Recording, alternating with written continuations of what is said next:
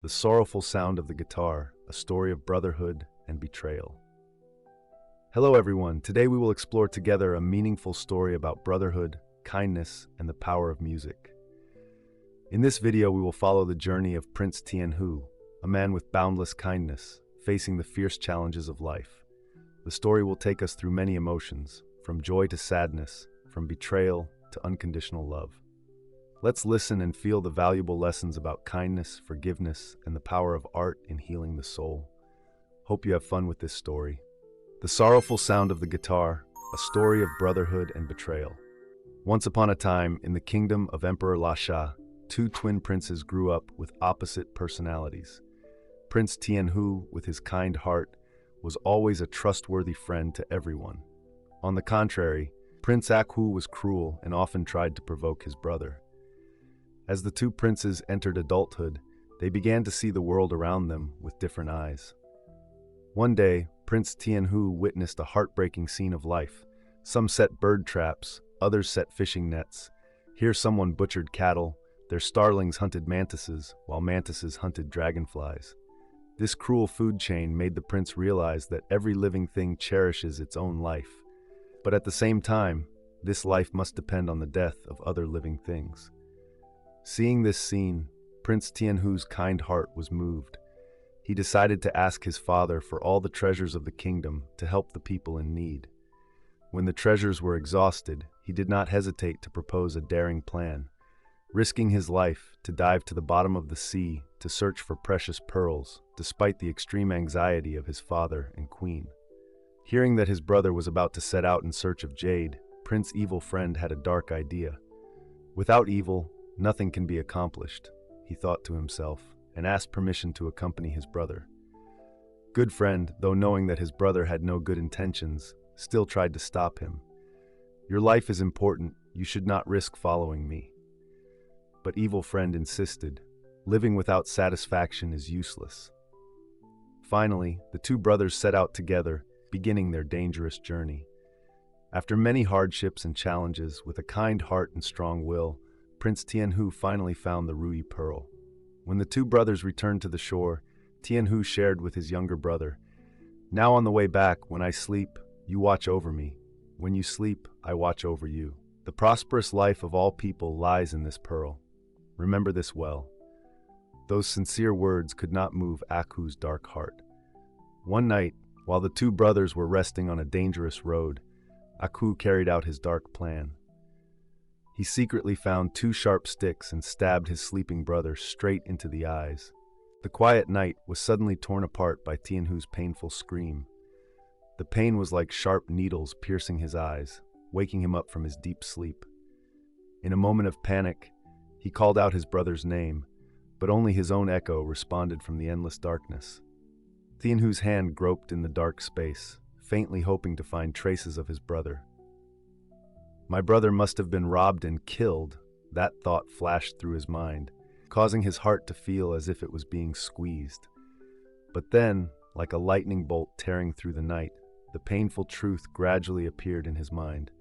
No one else, it was my brother who harmed me. The words that came out of Tianhu's lips contained an ocean of pain and disappointment. Your personality is still the same. My brother, why are you so cruel? The pain from his eyes was like a burning fire, making Tianhu unable to pull out the two sharp sticks that were deeply embedded. He sat there, helpless and alone, like an island in the middle of the vast ocean. Suddenly the ground shook, a rumbling sound rang out. A herd of buffalo was approaching. In that moment of despair, Tianhu accepted his fate, no longer having the strength to dodge. But then, like a miracle from the sky, he felt the warmth of a large creature beside him. A buffalo, with a strange instinct, stopped beside him. That large animal gently protected Tianhu, even lovingly licked the wound on his eye, as if wanting to soothe the pain, not only of his body, but also of his soul.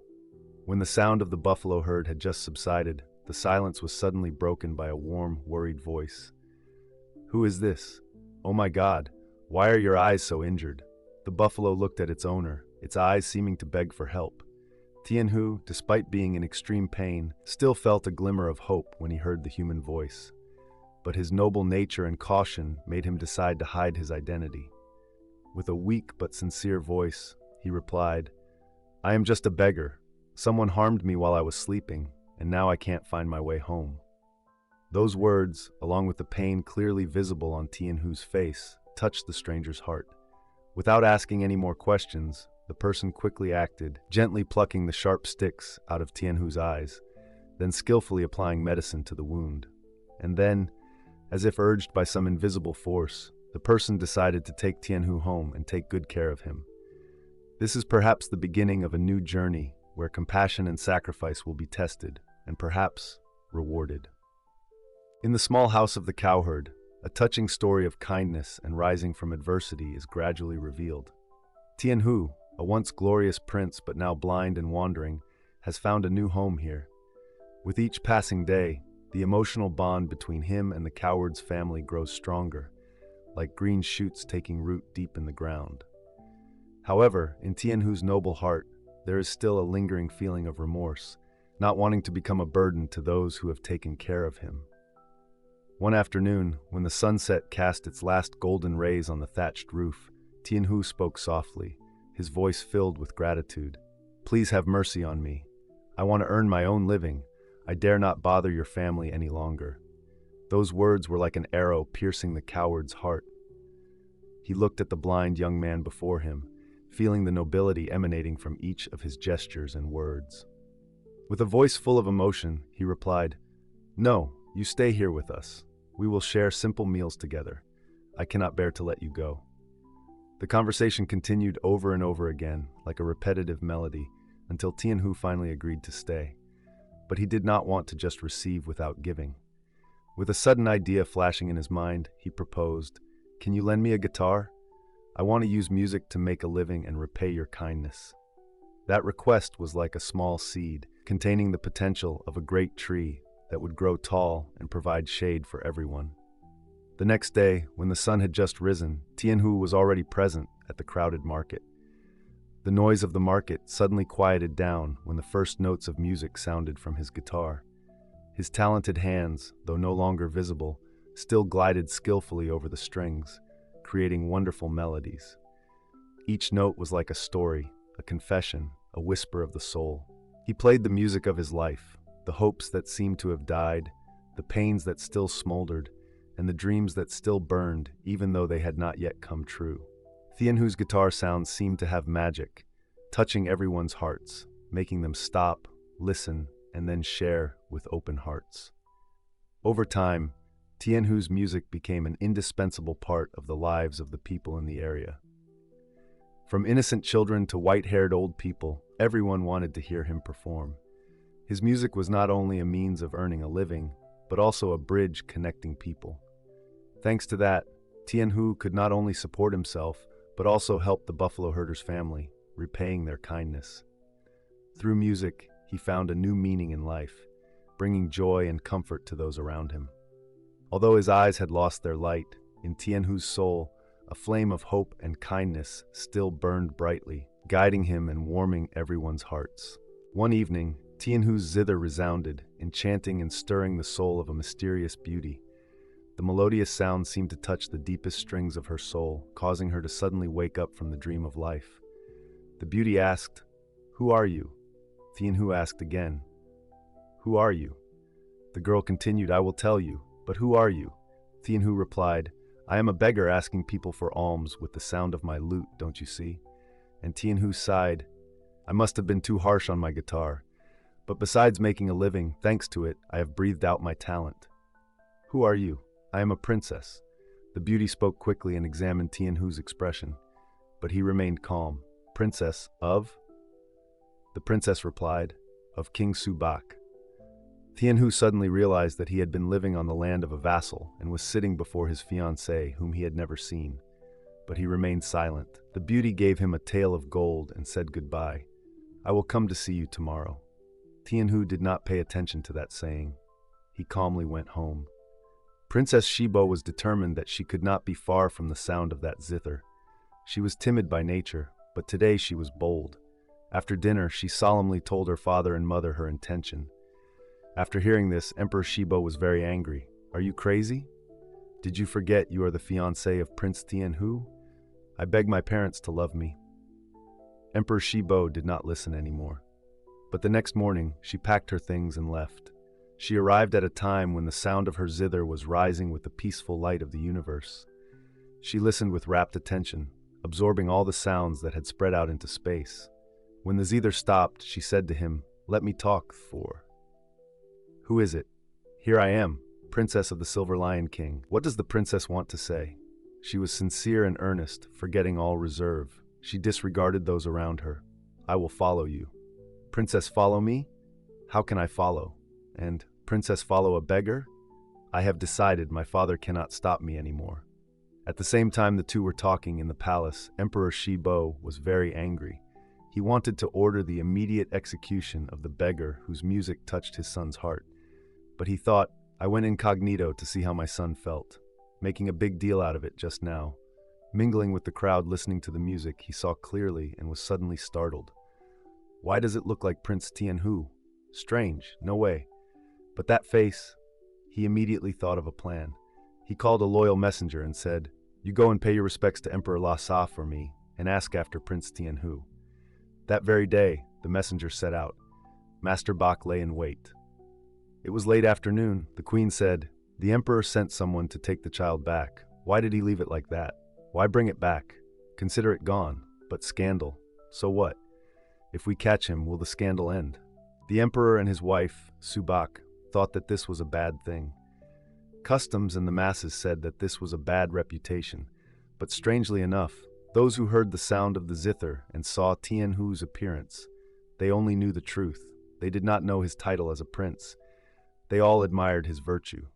He radiated something that enveloped everyone. They knew, and today, some saw with their own eyes the princess and king following Tianhu. But they think it is a blessing. They go against all customs and do not think, analyze, or reason. It turns out that the virtue of a person can sometimes overturn customs, or even a social concept. They were the ones who advised the prince when he refused the princess. "You are willing to go. You have helped us to be happy. Let your music be with us forever." But it was a bother to the princess and to me. I know the power of a king when he is upset. I, a beggar, am afraid of no one but the princess. No matter what was said, the princess would not listen. She returned to him amidst the joy of the loving onlookers. Although Tianhu had a virtuous wife, he did not change. The sound of his zither still rose up late at night. The tragic sound of the zither expressed the boundless suffering of human life. The heroic sound revealed the noble will, the great happiness of wanting to help people, to save people from suffering. The brave sound of the zither revealed the indomitable will of a great man. Sometimes the sound of the zither seemed to soar up into space. Sometimes it seemed to plunge into suffering. One night the melody suddenly went out of tune, a sad melody of someone missing his father, missing his mother. The melody was heartbreaking to hear.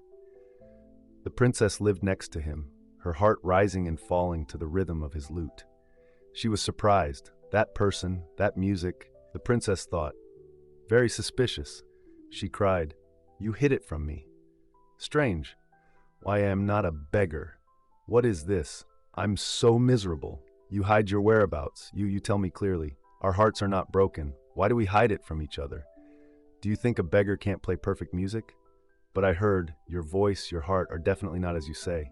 Tell me clearly. Tianhu was sad. Why are you hiding it from me? But I won't believe it even if I tell you. It's easy to believe that a blind man is a beggar, but how can you believe that a blind man is a prince? So you are a prince? You don't believe me? Yes, but honestly, I know you, Prince Tianhu. The princess was startled. You don't know that I am Prince Tianhu's fiancé, do you? I don't want you to believe that I am a prince, let alone a Prince Tianhu. I don't deny it, but my will is not to be a king or an emperor. I want that too. I want you to be someone like the high-pitched sound of your guitar. But he missed his father and mother so much. He felt so sorry for them that sometimes he thought, why live when everyone was suffering, let alone his parents? So you are really Prince Tianhu? If you are not lying, then I hope you will hear from your parents in 7 days. After Prince Evil had stabbed his brother in the eye, he returned to his parents and showed them the ruby pearl. My father and mother, my brother is dead. Emperor Lhasa and his wife could have fainted just by hearing this. The couple cried themselves blind, the light was gone, and the news of their son became more and more silent. Emperor Lhasa could not believe that his son was dead, so he became sadder and cried more. The swallow that Prince Tianhu raised, the wise swallow that the emperor and his wife trusted and sent to find the prince, also flew away without a trace. Emperor Lhasa and his wife lived in sorrow until today, when news came that the messenger Subak had arrived. The princess respectfully offers her greetings and best wishes to the great emperor. Is that all? And regards Prince Tianhu. Emperor Lhasa fainted again. The messenger knew something was strange. Finding a secret opportunity, the messenger met Lhasa and asked him clearly about what Master Bak had told him. He concluded secretly, if so, then that person must be Prince Tianhu, and maybe Aku harmed him and took the gem back. I think so too. And Lhasa immediately imprisoned Prince Aku and carefully kept the Rui gem. The next day he sent the royal family on their journey with the messenger Subak. When Prince Aku was imprisoned, he just smiled to himself. It's done. And a few days later, the people joyfully welcomed Tianhu as if he were a benefactor, and moreover, a friend. Prince Tianhu returned to his wife amid the joy of the people. After the day he heard the news of his parents, exactly on the 7th day, he made his vow to his wife. The people were moved to tears, seeing the prince blind because of them. Even more heartbreaking, when they saw the prince holding his wife's shoulder to hug his parents, the 3 blind people cried together in compassion. And turning back to the people as his wife instructed, he held back his tears and said, I did not expect to see my parents and relatives again. My wish has been fulfilled. My relatives will be well fed. I only regret that I cannot live in the light with my relatives. But I am happy. Compassion does not need light to meet each other. My relatives will temporarily return. In the peaceful life tomorrow, I hope my relatives will try to love each other and do good deeds. The prince's words, or rather his compassion, at that time towards the people, truly gave each of them a wish-fulfilling pearl. After telling the story of his previous life, the Buddha looked down at the children with eyes of compassion and wisdom. He spoke, his voice like the ringing of a bell in the quiet space. Dear children, do you know who the evil friend in the story is? He paused for a moment and then said, that is Devadatta. A wave of surprise spread through the crowd. Many people knew that Devadatta had plotted to kill the Buddha many times. But the Buddha continued, his voice filled with compassion. But do not be quick to think that Devadatta is an evil person. Through countless lifetimes, it is thanks to my good friend Devadatta that I have been able to attain Buddhahood today. The Buddha explained further, his eyes seeming to penetrate time and space.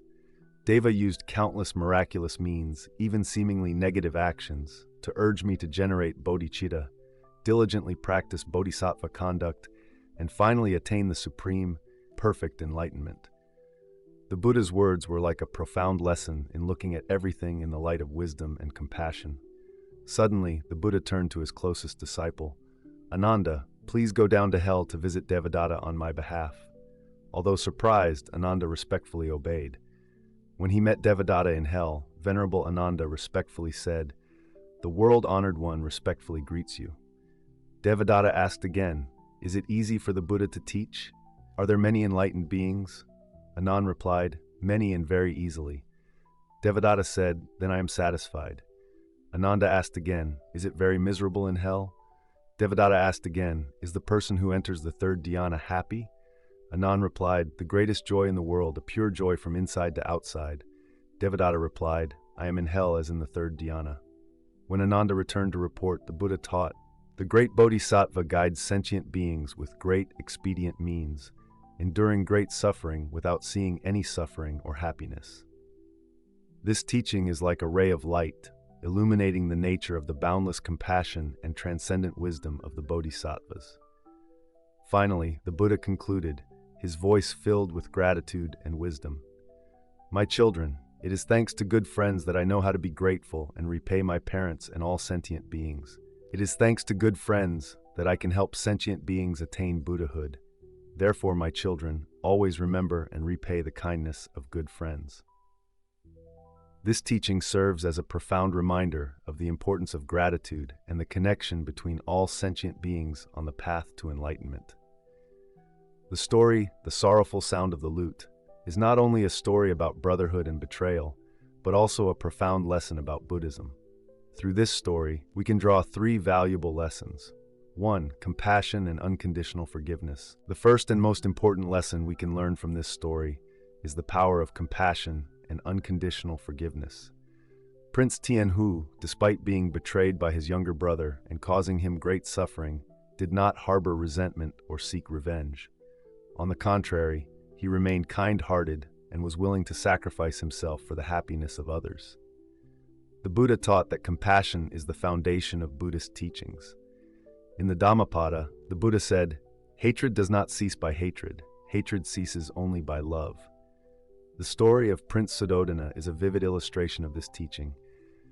By cultivating compassion and forgiveness, we not only free ourselves from the burden of hatred, but also create an environment of peace and happiness for all. 2. Law of cause and effect. The second lesson concerns the Buddhist law of cause and effect. The story clearly shows that every action has consequences, whether good or bad. Prince Evil, with his selfish and cruel actions, eventually faces the consequences when he is discovered and imprisoned. On the other hand, goodness, kindness, and sacrifice are rewarded with the love of the people and a reunion with his family. However, the Buddha also taught us that karma is not a simple system of punishment or reward. Instead, it is a complex process in which every action has an impact on the world around us and on ourselves. Understanding this will motivate us to live more ethical and responsible lives. 3. The power of art and music to heal the soul. The third lesson from this story is about the healing power of art and music. Prince Tianhu's playing was not only an expression of talent, but also a vehicle for expressing love and compassion. His music had the ability to touch people's hearts, soothe pain, and bring hope. In Buddhism, art and music are often used as a means to practice mindfulness and spiritual growth. The sound of temple bells, wooden fish, or chanted prayers are all meant to help practitioners focus their minds and achieve inner peace. The story of Prince Tianhu reminds us of the healing and transformative power of art. The story reminds us that in life full of challenges and difficulties, we can still maintain compassion, live by the law of cause and effect, and use art as a means to heal and elevate our souls. Furthermore, the story shows us that all beings have the potential for enlightenment, even those we might consider enemies like Devadatta. The Buddha taught that all beings have Buddha nature, and through spiritual practice and development, we can all attain enlightenment.